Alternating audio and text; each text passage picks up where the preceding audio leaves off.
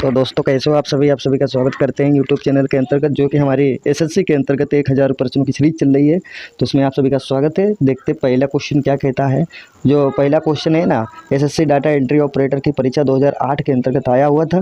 Question कहता है निम्नलिखित में से कौन सा एक साधन केंद्र सरकार के राजस्व का स्रोत नहीं है। तो आयकर नहीं है, कोऑपरेट नहीं है, कृषि, आयकर, उत्पाद शुल्क। जो इसका आप सी ऑप्शन देख रहे हैं ना, यही सही जवाब है, कृषि आयकर। जो एक साधन के रूप में राज्य सरकार का राजस्व स्रोत है ना, आयकर को छोड़कर बाकी सभी कर हैं। कृषि आयकर केंद्र सरकार के राजस्व का स्रोत नहीं है। तो देखिए, अभी तक हमारे चैनल को आप सभी ने सब्सक्राइब नहीं किया है तो भाई ऐसा मत करिएगा। आप भी हमारी फैमिली का एक हिस्सा हैं, यूट्यूब फैमिली का हिस्सा हैं। तो आप भी इस योगदान में अपना सहयोग दीजिए, हमें काफ़ी मदद मिलेगी। ठीक है, तो चलिए देखते हैं अगला क्वेश्चन क्या कहता है। अगला क्वेश्चन कहता है आर्थिक लाभ तथा सामान्य लाभ इस रूप में लगभग एक है। तो आर्थिक लाभ तथा सामान्य लाभ इस रूप में लगभग एक हैं, तो कौन सा वो रूप है। तो अनुकूलतम लाभ। तो अनुकूलतम लाभ, आइए देखते हैं इसको डिटेल में क्या कहता है। कुल उत्पादन का भाव से जो भूमि श्रम तथा पूंजी के परिश्रमिक के बाद साहसी और स्वासी को उत्पादन क्रिया में प्राप्त होता है, वही लाभ होता है। नंबर 1 कुल लाभ, नंबर 2 शुद्ध लाभ। शुद्ध लाभ में क्या आता है, सामान्य लाभ तथा असामान्य लाभ।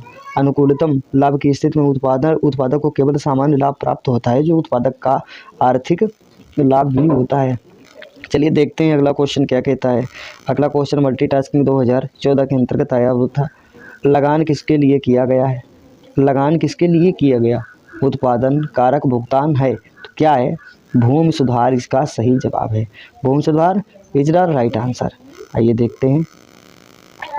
आमतौर पर लगान किराएदार द्वारा भूमि, मकान या दुकान के उपयोग के लिए भूस्वामी को दिया जाने वाला भुगतान है, परंतु अर्थशास्त्र में लगान शब्द का विशेष अर्थ है। साधारणतः जो लगान या किराया भूमि के स्वामी को मिलता है वह आर्थिक लगान नहीं होता। सकल लगान, जिसे हम ग्रोस रेंट कहते हैं ना, होता है। आर्थिक लगान वह विशेष है जो कि सामान्य लाभ समेत कुल उत्पाद व्ययों के घटाने के बाद भूमि के स्वामी को पारिश्रमिक के रूप में प्राप्त होता है। आवासीय लगान वह होता है जो कि टिकाऊ परिसंपत्ति जैसे मशीनों, भवनों इत्यादि के प्रयोग से प्राप्त आय लगान की भांति है। इसे अधिशेष भी कहते हैं। तो आशा है ये क्वेश्चन आप सभी को पसंद आया होगा। चलिए देखते हैं अगला क्वेश्चन क्या कहता है। अगले क्वेश्चन की ओर हम लोग आ जाते हैं। एसएससी 2012 के अंतर्गत आया हुआ था। इसमें कहा गया है राज्यों के किस समूह के साथ नागालैंड की जो सीमा है ना साझा करती है, साझी सीमाएं या सीमा साझा करती हैं। तो नागालैंड के साथ कौन कौन सी सीमाएं साझा करती है आपको बताना है। नंबर जो बी रखा है ना, यही सही जवाब है। अरुणाचल प्रदेश, असम और मणिपुर, ये 3 राज्य हैं जिनकी सीमाएं नागालैंड के साथ साझा करती हैं।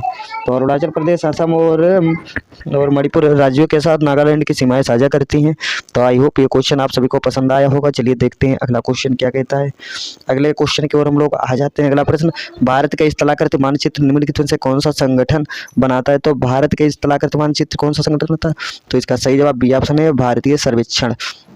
तो भारत के स्थलाकृत मानचित्र निम्नलिखित में से कौन सा संगठन बनाता है। तो भारतीय सर्वेक्षण विभाग, इसको एक टेंडर मिला है। आइए देखते हैं। विज्ञान तथा प्रौद्योगिकी के अंतर्गत राष्ट्रीय सर्वेक्षण और मानचित्र संगठन भारतीय सर्वेक्षण विभाग की स्थापना, जो इसकी स्थापना हुई थी ना 1767 में की गई। तो विभाग का विशेष दायित्व देश भर में इलाकों को खोजा जाए और उनका मानचित्रण किया जाए ताकि समन्वित तेज विकास के लिए मानक मानचित्र उपलब्ध हो सके। इस संगठन द्वारा प्राकृतिक नक्शों का डिजिटल फॉर्मेट ग्राफिकल डाटाबेस बनाने का काम शुरू किया गया है। तो चलिए देखते हैं अगला क्वेश्चन। ये क्वेश्चन का आंसर जो है ना, बी ऑप्शन सही था। आ जाते हैं नेक्स्ट क्वेश्चन के ऊपर। अगला क्वेश्चन क्या कहता है, भारत का सबसे बड़ा जनजातीय समूह कौन सा है। ये क्वेश्चन काफ़ी बार पूछा गया है। तो ये क्वेश्चन अपनी खुद में एक इम्पोर्टेंट जरूर रखता है। तो काफ़ी एग्जाम्स में आने का कारण हम लोग इसको काफ़ी नंबर 1 पे ट्रेंडिंग दे देते हैं। तो क्या होता है, इसकी गौड़ जनजाति जो है ना, सही जवाब है। तो गौड़ जनजाति से ये क्वेश्चन आया तो एक आप आइडिया लगा लिए, भील, संथाल, थारू, ये जनजातियाँ भी कहाँ रहती हैं, कहाँ नहीं रहती। आंसर के तो गौड़ लगा दीजिएगा, इन पर भी आप अपना फोकस डाल लीजिए। कभी कभी ये भी पूछी जाती है। भारत का सबसे बड़ा जनजातीय समूह गौड़ है। यह जनजाति मध्य प्रदेश, महाराष्ट्र, छत्तीसगढ़, आंध्र प्रदेश और उड़ीसा राज्य में पाई जाती है। तो चलिए देखते हैं अगला क्वेश्चन क्या कहता है। अगला क्वेश्चन की तरफ हम लोग आ जाते हैं अगले प्रश्न की ओर। अगला प्रश्न कहता है आबादी की वृद्धि दर का तात्पर्य है। तो कौन सा तात्पर्य है आबादी वृद्धि दर का? आबादी वृद्धि दर कैसे होती, क्यों होती है? ठीक है, जन्म और मृत्यु दरों के बीच अंतर। जैसे जो जन्म दर होती है ना, जन्म दर 1000 बच्चे पैदा हो गए, ठीक है, और मृत्यु दर कितनी होगी? अच्छी हॉस्पिटल की सुविधा, हर चीज़ व्यवस्था सही से होना, तो मृत्यु कितनी हुई? मृत्यु 20 लोग ही मरे, पैदा 1000 हुए। तो यही होता है आबादी की वृद्धि का तात्पर्य। आइए देखते हैं, जन्म दर मृत्यु दर के बीच अंतर को जनसंख्या वृद्धि दर कहते हैं। उच्चतम जन्म दर में निम्न मृत्यु दर की स्थिति जनसंख्या विस्फोट की अवस्था को जन्म देती है। विश्व के अधिकतर विकासशील देशों में ऐसी व्यवस्था देखी जा सकती है। विकासशील देश बोले तो जैसे भारत। चलिए देखते हैं भाई अगले क्वेश्चन की। और अगला प्रश्न जो है ना, एसएससी संयुक्त हायर सेकेंडरी 10+2 स्तरीय परीक्षा 2013 के अंतर्गत आया है। भारत में सरकार की संसदीय प्रणाली कहाँ से ग्रहण की गई?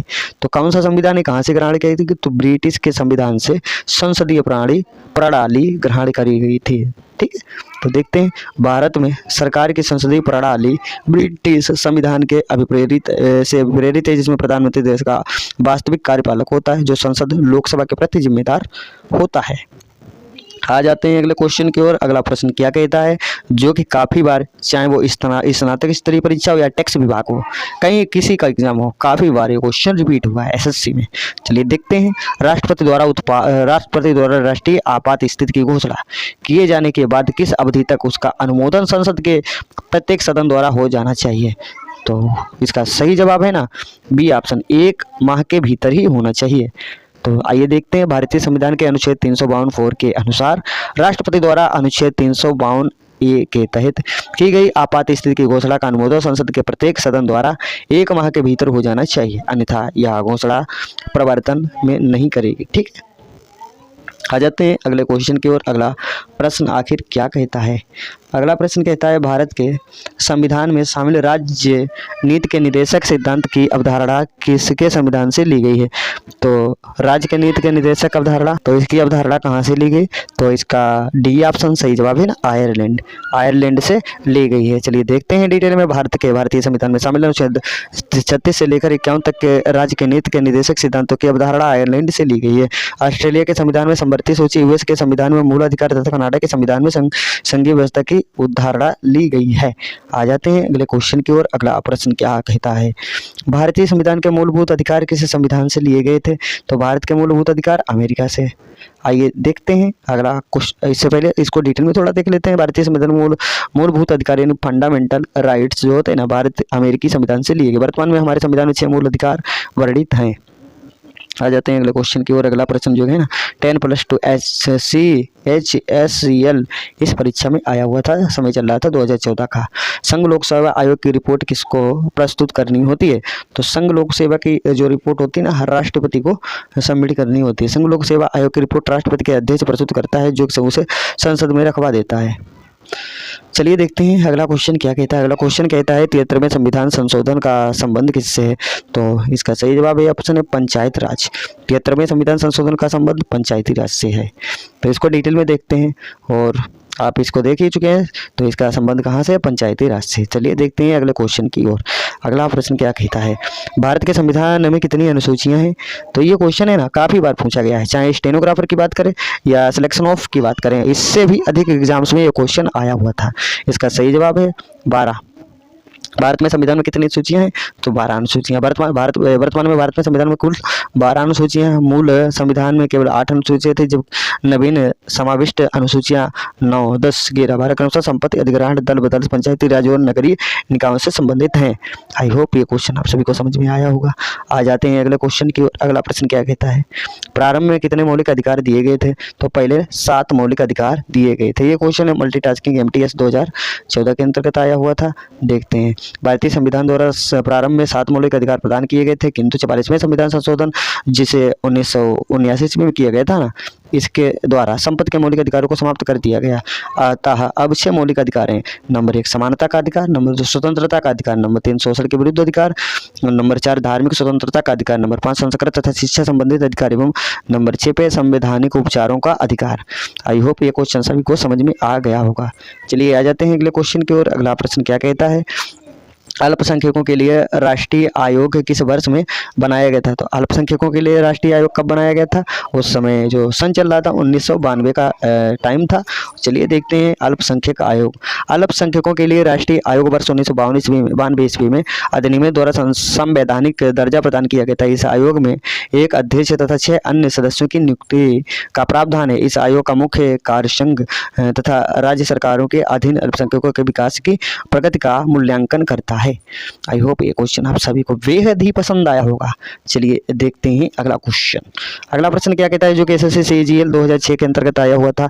अगला प्रश्न कहता है, गुप्त काल के चांदी के सिक्कों को कहते थे। गुप्त काल के चांदी के सिक्कों को कहते थे तो क्या कहते थे? तो इसका बी ऑप्शन सही है, रुपयक कहा जाता था।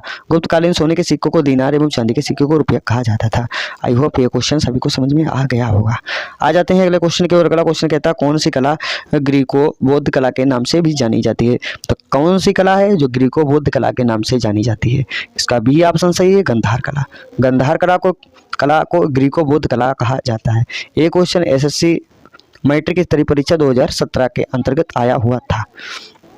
गंधार शैली भारतीय और यूनानी कला की मिश्रित शैली है। इस कला शैली में प्रमुख संरक्षक शक एवं कुषाण थे।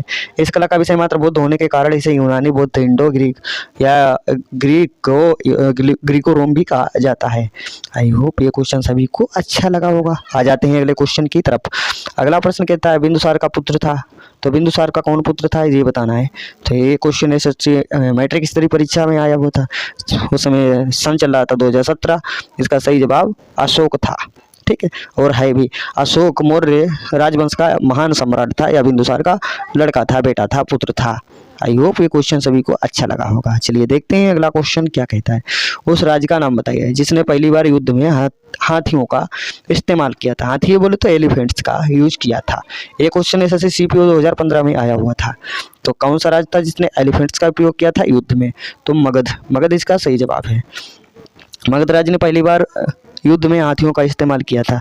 मगध राज्य में पाए जाने वाले जंगलों में हाथी पर्याप्त मात्रा में थे, जिनका प्रयोग मगध सेना में किया गया था। तो आ जाते हैं अगले क्वेश्चन की ओर। अगला क्वेश्चन बेहद ही इंपॉर्टेंट है। क्या कहता है, 5वीं बौद्ध परिषद का आयोजन किसने किया था? तो 5वीं बौद्ध परिषद का आयोजन किसने किया था? हर्ष का सही जवाब है। आ जाते हैं इसको डिटेल में देख लेते हैं। 5वीं बौद्ध परिषद का आयोजन हर्ष के समय में कन्नौज में किया गया था, जबकि अशोक के समय 3री और कनिष्क के समय में 4थी परिषद का आयोजन किया गया था। आ जाते हैं अगला, वेद शब्द का अर्थ क्या होता है? ये टैक्स असिस्टेंट 2007 में पूछा गया था। तो बौद्ध शब्द का अर्थ ज्ञान होता है। ज्ञान बोले तो नॉलेज। आ जाते हैं अगले क्वेश्चन की तरफ। अगला प्रश्न क्या कहता है? अगला प्रश्न क्या कहता है और क्यों आवश्यक है? ये क्वेश्चन ना एफसीआई 2012 में आया हुआ था। और ये क्वेश्चन एफसीआई ही नहीं, एसएससी ने, रेलवे ने और भी राज्य के जो अन्य अदर राज्य के एग्जाम्स होते हैं वहाँ भी पूछा गया, यूपी के अलावा। ठीक है, तो सिंधु घाटी सभ्यता के शहरों की गलियाँ जो थी, गलियाँ बोले तो जो निकलने की जगह होती है वो कैसी थी? चौड़ी थी और सीधी थी। इसका ये सही जवाब है। सिंधु घाटी सभ्यता में शहरों की गलियां चौड़ी और सीधी होती थीं। यहाँ की सड़कें पूर्व से पश्चिम तथा उत्तर से दक्षिण की ओर जाती हुई एक को समकोण बनाती थी। तो आ जाते हैं अगले क्वेश्चन की ओर। आशा है ये क्वेश्चन भी आपको बेहद पसंद आएगा।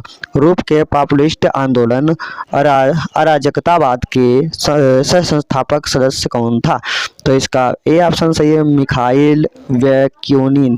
ठीक है, तो वैक्यूनिन भावनाद के शुरुआती दिनों में सबसे प्रभावशाली व्यक्ति था। एक रूसी क्रांतिकारी अराजकतावादी और समूहवादी अराजकतावादी का संस्थापक था।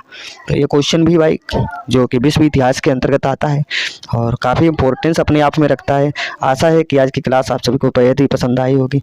तो यदि आपको थोड़ी सी भी मदद और हेल्प मिली हो तो इस चैनल को लाइक शेयर सब्सक्राइब जरूर करें, क्योंकि हम डेली के बेसिस पे आपके लिए 1000 प्रश्नों की सीरीज को डेली लेके आते हैं, जिसके अंतर्गत 25 क्वेश्चंस के ऊपर डिस्कस करते हैं, जो कि बेहद इंपॉर्टेंट और प्रीवियस ईयर में आए हुए हैं। अभी तक आपने हमारे चैनल को सब्सक्राइब नहीं किया है तो लाइक शेयर सब्सक्राइब जरूर करें। धन्यवाद।